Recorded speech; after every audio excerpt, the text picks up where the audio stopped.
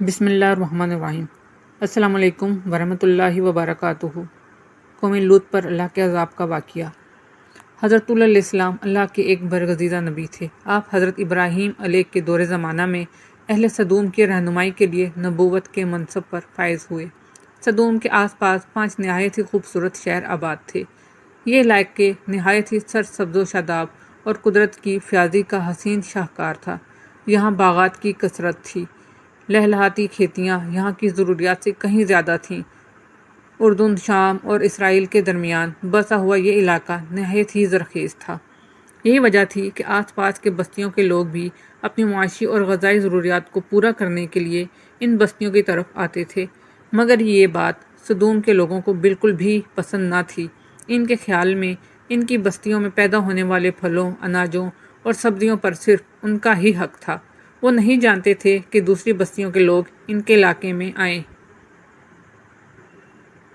ایک دن سدوم کے لوگ اس بات پر غور و فکر کر رہے تھے کہ باہر سے آنے والے لوگوں کو یہاں آنے سے آخر کیسے روکا جائے کہ ابلیس ایک بزرگ کی شکل میں ان کے محفل میں آیا اور کہا، اگر تم ان سے پیچھا چھڑانا چاہتے ہو تو میرے کہنے پر عمل کرو۔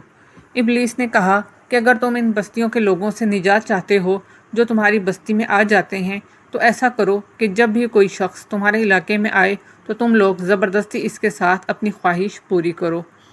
اس طرح یہ لوگ اس بستی میں آنا چھوڑ دیں گے۔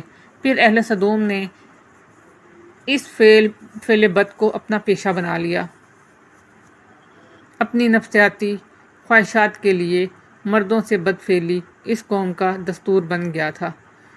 یہاں بے حیائی عام ہو گئی تھی۔ حکمران، سردار، راؤسا، ہر طبقے میں گھر گھر یہ عمل پھیل گیا۔ بھری محفل میں یہ لوگ اس فحاشی کے کام کو کر کے خوش ہوتے تھے۔ تلمود میں لکھا ہے کہ اہل سدوم اپنی روزمرہ کی زندگی میں سخت ظالم، دھوکے باز اور بد معاملہ تھے۔ کوئی مسافر ان کے علاقے سے باخیریت نہ گزر سکتا تھا۔ کوئی غریب ان کی بستیوں سے روٹی کا ایک ٹکڑا نہ پا سکتا تھا۔ بہرحال ایسا ہوتا تھا کہ باہر کا آدمی ان کے علاقے میں پہنچ کر فاقوں سے مر جاتا اور یہ اس کے کپڑے اتار کر اس کی لاش کو برہنہ دفن کر دیتے۔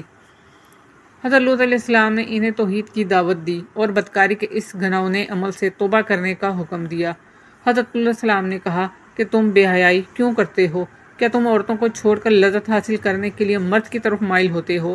حقیقت یہ ہے کہ تم احمق لوگ ہو۔ حضرت لوط اہل سدوم کو دن رات وعظ و نصیحت کیا کرتے، لیکن قوم لوط پر اس کا کوئی اثر نہ ہوتا، بلکہ وہ بہت فخریہ انداز میں یہ کام کرتے تھے۔ انہیں حضرت لوط علیہ السلام کا سمجھانا بھی برا لگتا تھا، لہذا انہوں نے صاف صاف کہہ دیا کہ اگر تم ہمیں اس طرح برا کہتے رہے اور ہمارے کاموں میں مداخلت کرتے رہے تو ہم تمہیں اپنے شہر سے نکال دیں گے۔ حضرت لوط علیہ السلام نے نصیحت و تبلیغ کا سلسلہ جاری رکھا، لہذا ایک دن اہل سدوم نے خود ہی عذاب الہی کا مطالبہ کر دیا۔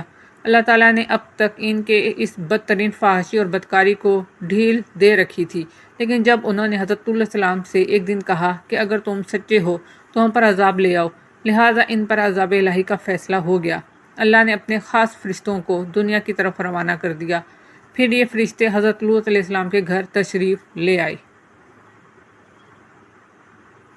حضرت لوط علیہ السلام نے جب ان خوبصورت نوعمر لڑکوں کو دیکھا تو سخت گھبراہٹ اور پریشانی میں مبتلا ہو گئے۔ انہیں یہ خطرہ محسوس ہوا کہ اگر ان کی قوم کے لوگوں نے انہیں دیکھ لیا تو نہ جانے وہ ان کے ساتھ کیا سلوک کریں گے۔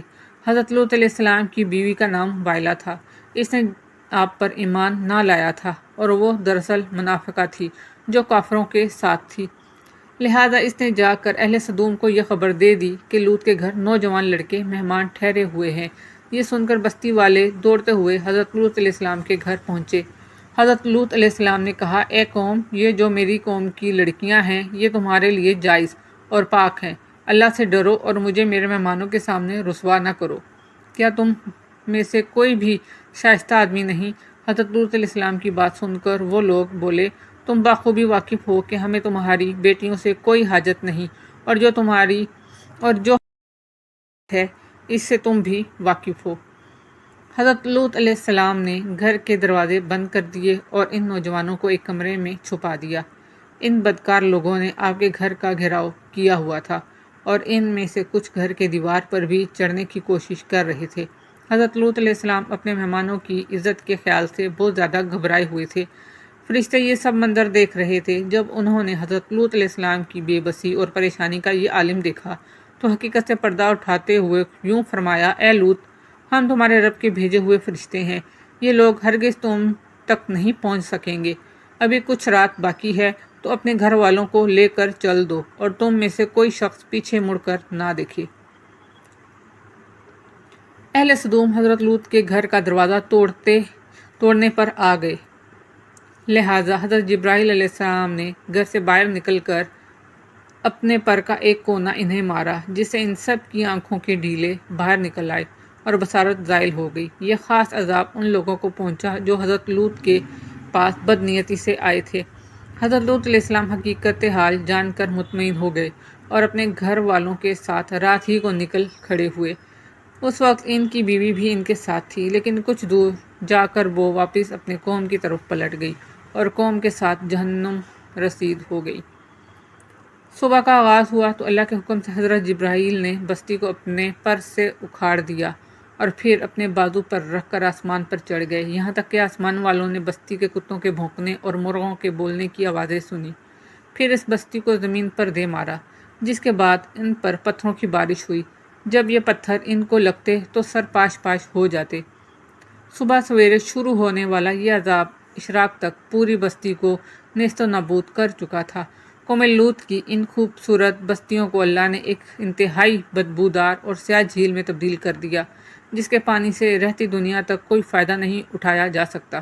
سمندر کے اس خاص حصے میں کوئی جاندار مچھلی، مینڈک وغیرہ زندہ نہیں رہ سکتے، اس لیے اسے ڈیڈ سی یعنی بحیرہ مردار کہا جاتا ہے، جو اسرائیل اور اردن کے درمیان واقع ہے۔ اگر آپ کو آج کا یہ واقعہ اچھا لگا ہے تو آپ میرے چینل کو لائک اور سبسکرائب کر دیں۔